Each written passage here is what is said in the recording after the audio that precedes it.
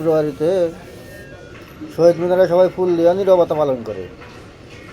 এই প্রথমবার দেখলাম কেউ একজন তাদের জন্য মোনাজাত করে দোয়া করতেছে। জাতীয় সংসদের বিরোধী দলীয় নেতা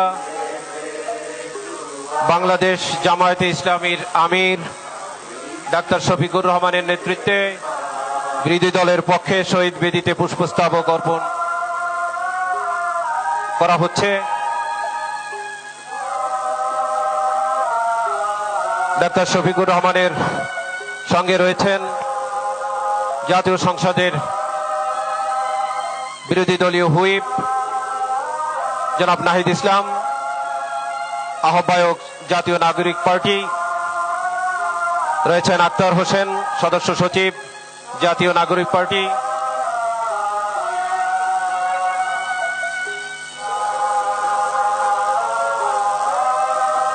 বাংলাদেশ জামাতে ইসলামীর আমির ডাক্তার শফিকুর রহমানের নেতৃত্বে বিরোধী দলের পক্ষে শহীদ বেদিতে পুষ্পস্তবক অর্পণ করা হচ্ছে।